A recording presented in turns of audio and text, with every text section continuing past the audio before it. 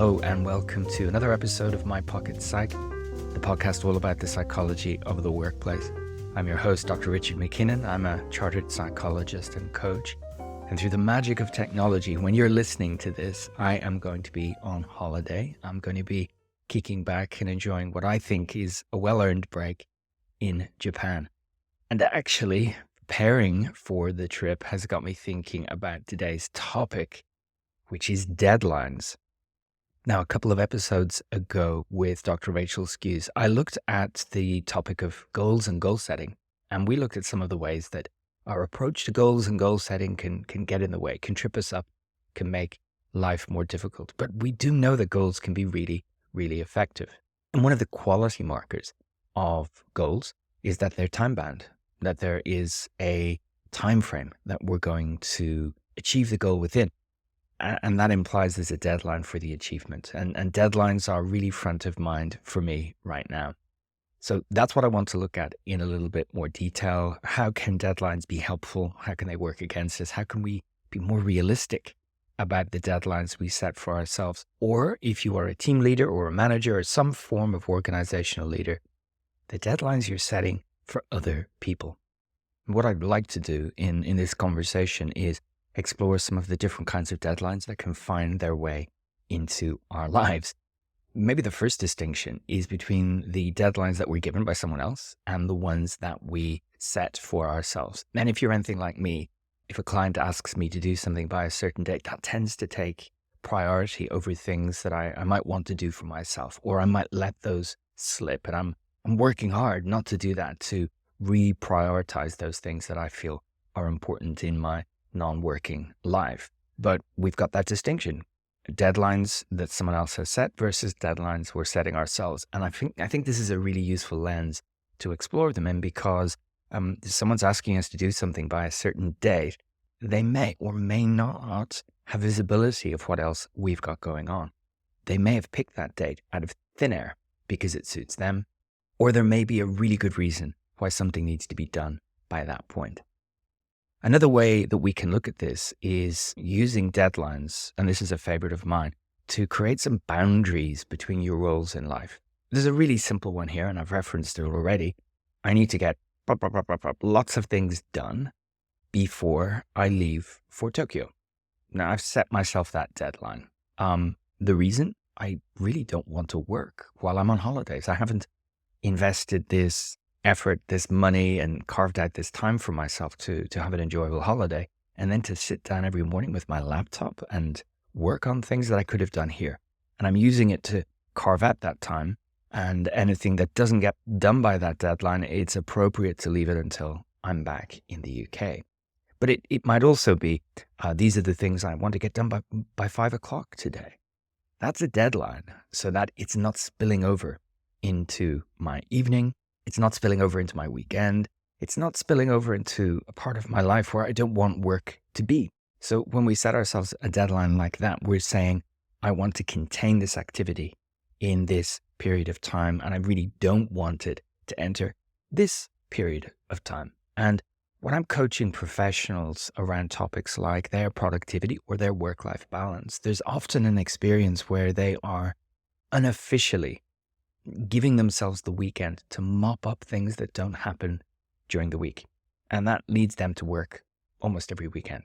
And they might tell themselves stories about how that's helpful, or how it helps them keep ahead of the game, or how it reduces pressure. But actually, if it's important to you to have a weekend that is free of work, then all you're doing is setting yourself up for a disappointing experience on a Saturday and a Sunday, when you could be doing something that is more of a priority for you in your personal life. So fundamentally, you can set a deadline for yourself to ensure that activities from one domain in your life don't spill over into the other. Now, how seriously you take that deadline and what kind of consequences there are if things spill over, well, that requires flexibility, because we know that we don't have control over everything in the workplace. Some things might happen that mean that we miss that deadline in small amounts, and things do spill over a little bit, and it's up to us to navigate that on a case-by-case basis. And I guess that's another way that we can look at deadlines. How seriously we take them, how firm they are, how porous they are, might things slip through, how rule-based we are about them, how flexible we think about them. And all of this is really important because there are those deadlines with consequences, and there are those deadlines which we might think of as more like a marker along the way, maybe more of an intention. It would be great if I was able to get all of those things done by that time, versus if things don't get done by that deadline, there are serious knock-on consequences. So, if I don't turn up for my flight on time, that's a deadline. I'll miss my flight, and there are serious knock-on consequences. If I don't get to visit every hot spring that I've got on my list while I'm in Japan, by the time I leave, there are no consequences that are really all that negative. Might be a little bit disappointed, or I might have decided to, change the game while I'm there and realize it's not going anywhere and I can come back another time. And we also need to look at the nature of these deadlines, whether given or we set for ourselves, as to whether they're kind of arbitrary or they're set with a real purpose. So personally speaking, and I know longtime listeners will have heard this story before, but earlier in my career, I had a very arbitrary deadline to work towards that I kept referencing all the time, which was I want to be working for myself. I want to have set up my own business by the time I'm 40. And in my early 30s, 40 seemed like a very, very far away, as I think it does for many people. 40 sounded mature. 40 sounded like a real marker in life when I should have achieved something big like setting up a business. Now, this touches on another aspect of deadlines, which was how much work did I do to get there, to meet that? Actually, not a huge amount. That the opportunity presented itself in a very unplanned way. And this was interesting because I was focused on doing something by the time I was 40, not doing something. Right? We see that distinction. I was really focused on, by the time I'm 40, I want to have my own business, versus I want to have my own business. How can I go about doing that? And when the opportunity presented itself, I was a little bit taken aback. I didn't know where to start. And all I was asking myself in the initial few days when this really became a realistic prospect was, I'm not 40 yet. Should I do this? Which, looking back, is absolutely nuts. But that was the problem with that deadline. I'd been so inflexible about it. I'd really marked it as that's when it'll happen, not any time sooner. And that's one thing that we need to remember when we're setting these, that we might put a deadline around a date in the future that's far away. But we also need to think about what we'll do when the world around us changes as we approach that date. And I know that there are some deadlines that are very, very arbitrary, and society often buys into. There are very arbitrary deadlines of end of the week. Yeah, we'll get that done by the end of the week. Or one that probably lots of us experienced the back end of 2023 was that dreaded phrase, well, we'll circle back and we'll finish that in January, right? Which gave everyone room to relax a little bit towards the end of December. And I was amazed at how early in December that was happening last year, by the way. But anyway, we'll circle back in January and do it then. And of course, what happened was we had lots and lots and lots of decisions that needed to be made in January, because pre-Christmas or any other holidays that you're celebrating, January can feel like a long way away. It's the nature of the way we think about time. A new year, that's over there, rather than it's this many days until it's January. What are we going to do then? So being realistic about deadlines, being flexible about deadlines where that's appropriate is really, really important. And being able to distinguish between those ones, as I say, where there's a consequence that's meaningful or damaging versus one where I might just nudge it forward into the future a little bit. Now, at WorkLifePsych, we define productivity as doing the right thing in the right way at the right time. It's not about doing it all, doing more, having a hustle, whatever it is. It is about being focused and intentional as to what we do and what we don't do. And we can build deadlines into this. We can think about how we use deadlines productively, because whether it's given to us or we set it, we can work back from that and ask ourselves, how will I be able to do good quality work to meet that deadline? how will I be able to start soon and maybe spread that effort over time? We can ask ourselves questions about interdependence or dependency on others. What am I waiting on from others? Who do I need to work with? What kind of resources am I going to need in order to meet that deadline? Because it can be very tempting if the deadline's more than a couple of weeks away. We can fill up with false optimism that, yeah, somehow we'll get there. I'll figure it out. I'm busy now. That's in the future. We'll get there. And the one thing we all know, the one thing that's painful about life that we can all recognize is that just time keeps moving. And we can't do anything about that. The deadline is approaching, whether it's weeks or months away. It's just getting closer. So that isn't to put fear or uncertainty into anyone. It's to recognize the realistic approach that's going to get us a better result, which is being realistic about deadlines and ensuring that actually we've got a very clear view on what needs to be done in order to meet the deadline. Coming back, because it's really front of mind for me, my trip to Japan involved multiple things to be done by a certain time. Yes, I'm going to have to check in for my flight. I'm going to have to pack my bag. And there's some things that, I could leave it till the very last minute if I really enjoyed the stress, which I don't, so I won't. But there are things that are imposed on me, like filling in customs declarations and an immigration form online, things like that. I have no say in those, and I must do those, So that's something that I needed to build into my schedule and have a reminder for. And ping, it went off yesterday evening, and I managed to do it all. So when we know we're going to have to complete something, we can distinguish between deadlines where there's a plan and there's a path we know we have to follow versus one where we've got maybe some unrealistic optimism or a sense that everything will fall together just in time. Now, depending on how serious the consequences are, you can take one or the other pathway there, but I don't recommend the false optimism approach for things that are really meaningful to you or things that are going to have that serious impact. Now, it's not that you have to have every step along the way towards the deadline mapped out. Something that I really like is this concept from David Allen's Getting Things Done methodology, where he talks about the next action. And what's just the next physical thing you need to do to move this forward? And as long as we've got clarity on, the deadline's over there, but I know what the next thing is I need to do to move me forward, then I'll know what the next thing after that and the thing after that. That can help take away some of the anxiety associated with deadlines because we're not waiting for the deadline to hurtle towards us. We're more making progress in that direction.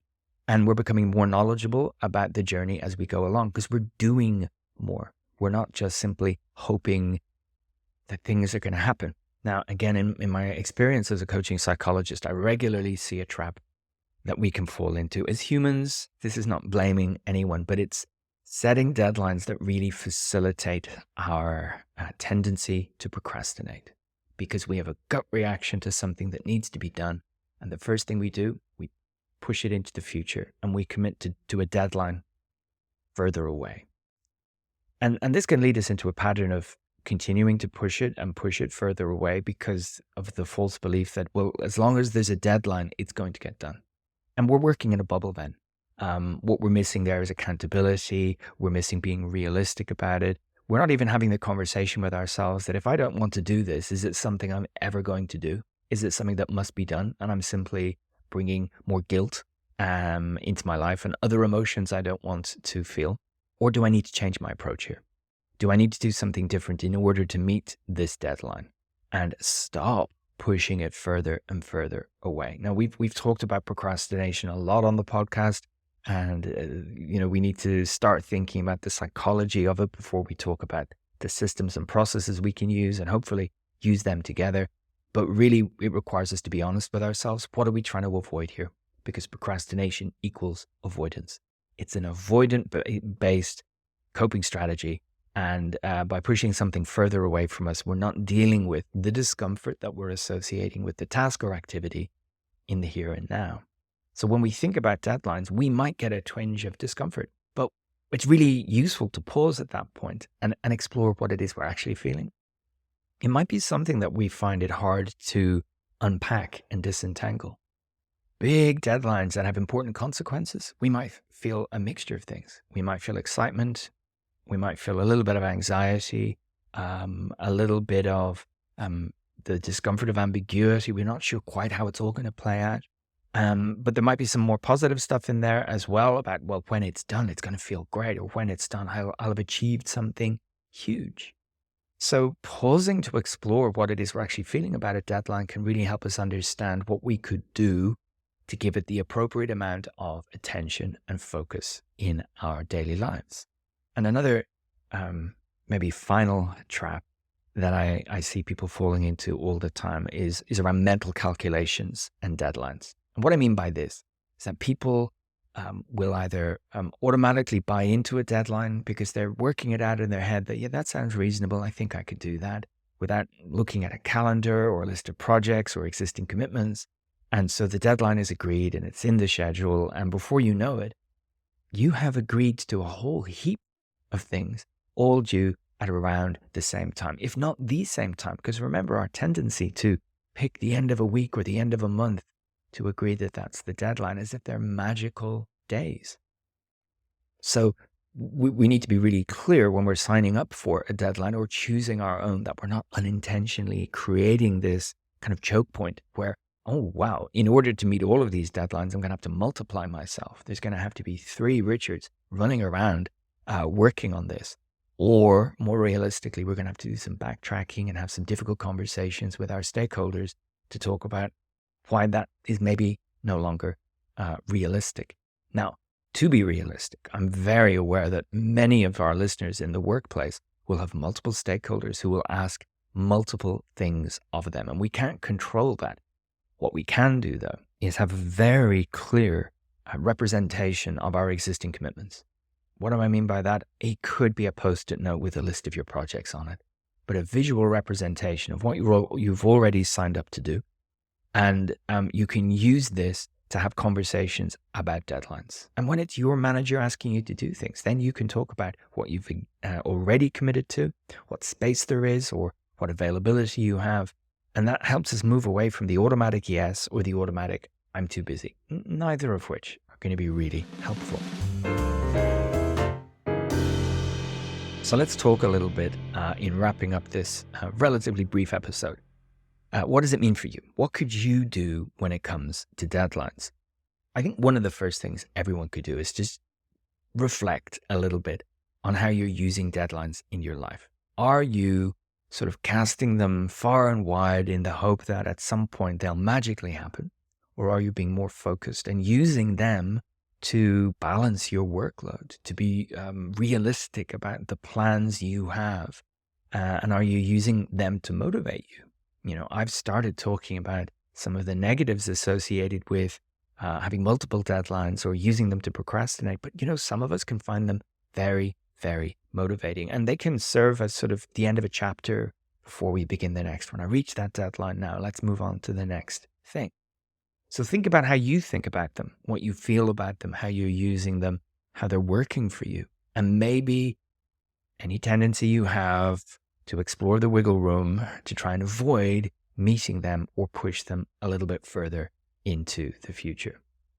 It's something I try and encourage all of my coachees to do, which is when we encounter a difficulty or a setback or some kind of failure, our tendency can be to get out of there as soon as possible. And what I encourage is a pause to reflect and ask ourselves, what can I learn from this so that I don't unintentionally repeat it? We want to get away from a bad situation. That's natural.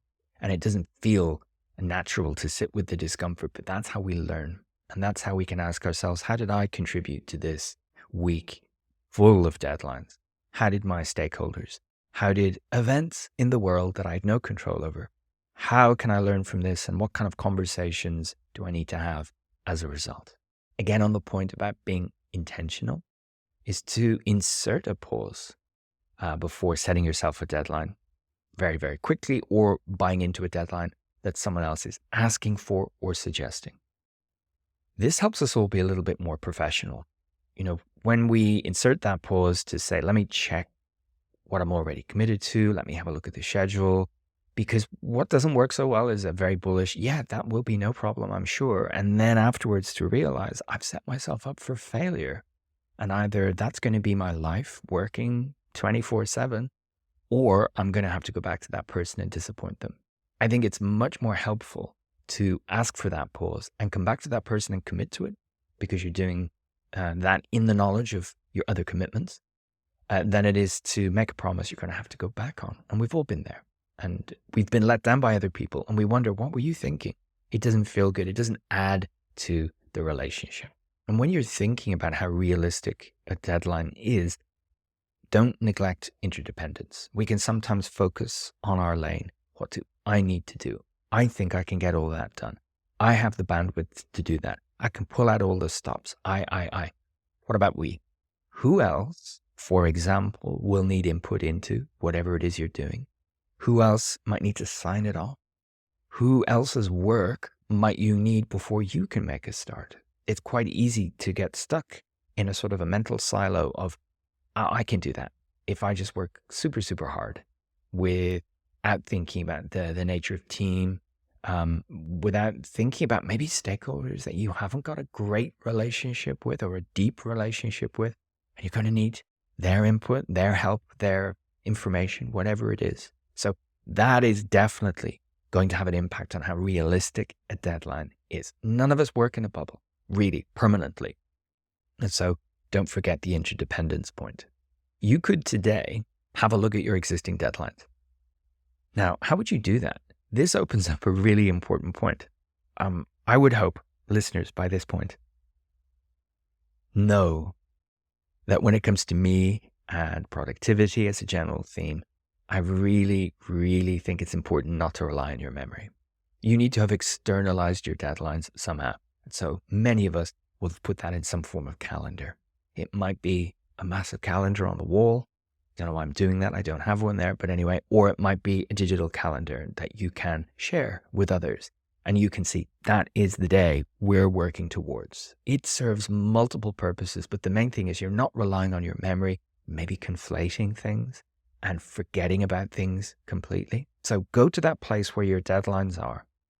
And a handy approach that I've developed over the years working with my clients is to look month by month. And at the end of a month, after reviewing the month, look ahead and identify the key events, the key anniversaries or birthdays, things like that, that you think, oh, that's going to require some action. I'm going to have to do something. The key milestones, the deadlines that you know will have to be met, and everything works back from there, because then you can see how many big deadlines are there, how many activities, projects, long days am I facing here? How can I use the time available to me in this month to best effect, rather than coming in one day and realizing this is the week. I haven't done anything yet. So this prospective look, always looking ahead to see how realistic they are, and not day to day, but month to month, even quarter to quarter. It's the joy of calendars that we can actually do this little bit of helpful mental time travel. We want to go into the future. We want to see what we know it holds for us in terms of the commitments we've made. And that enables us to keep them fresh in our minds, to be more realistic about what's doable, and to ensure we've got a bit of a plan of action, and not only tasks on a list, but time blocked out to work on these things. This helps us move from deadlines being kind of doom-filled homework deadlines, where they feel like some kind of punishment, to it's the natural end point of this work that I'm aware of, that I've planned for, that I know what to do with, as long as we do enough reflection, as long as we do enough planning. And then when we've got it all in some kind of system like a calendar, we're able to look for bottlenecks. We're able to look for where we may have committed to too much, start doing something about that soon. What wiggle room do I have? Or sooner rather than later, who do I need to speak to about this? And also the deadlines we've got in there for which we have no plan. I think pretty much everyone listening to this might already realize you've committed to something, and it's far enough in the future that I'll get to that. But actually, planning today to understand what needs to be done to meet it is going to take a mental load off. It won't feel so onerous once we've done that helpful thinking and planning. And there's a point that occurred to me just the other day, and this is going to apply to a very, very, very small percentage of listeners, but it's come up in our discussions before when we're talking about productivity, which is the tools we use. And for managing my tasks, for quite a long time now, I've been using an app called Things. It's Things version 3. And one of the things that I really like about that app, and this is not an ad, and it's not a suggestion that you purchase this app. You can build it into your own way of working. But what the designers of Things have included is deadlines. Yes, that's the deadline that this task must be completed. But you can also identify the day you want to start working on it or do it by. And that is ideal. I can't understand why more apps don't have that built in. So my passport renewal, that's the absolute deadline. Do I want to be reminded of that on that day? I do not, because there is so much to be done. So actually, I want to start working on this 3 months before the absolute deadline, because the deadline is the drop dead. The deadline in there is a disaster if nothing happens before it. So the key to making these work for us is to identify and then work back from the worst case scenario in that sense, to work back from the absolute date when something must be done, but to block out time well in advance so that we're not always working towards those deadlines. Maybe we're getting things done in advance. Maybe we're being more productive. And what I mean by that is we're doing the right thing in the right way. We're giving it energy and focus and attention so that it's a better output. We're doing it at the right time, not at the must-do time. And that can make a really big difference to how we feel about our work. I hope you found this useful. If you have, I would love to hear about it. You can always send us an email at podcast@worklifepsych.com. If you're watching this on YouTube, because all of our podcast episodes are now in video form as well, you can drop a comment down below. I'd love to hear about how you approach deadlines, or in your organization. What's the culture when it comes to deadlines? Have you got a formal project management methodology that can help avoid looming deadlines without a plan? If you work by yourself or for yourself, what is it that you do to avoid those bottlenecks and those overcommitments? So the last couple of episodes have really focused on, haven't they, goals and achieving things and habits to affect personal change and how we meet deadlines, as I've just said. Over the next few episodes, we're going to take a different path. We're going to look at something much more psychological, but also incredibly practical. And I'm going to announce it soon. I'm very excited about it. But watch this space. But now it's time for me to draw a line under this and to ensure I meet the next couple of deadlines and start with packing a suitcase. I will see you on the other side. I hope you've enjoyed this, and I look forward to hearing how it landed with you. But anyway, thanks for listening, or thanks for watching.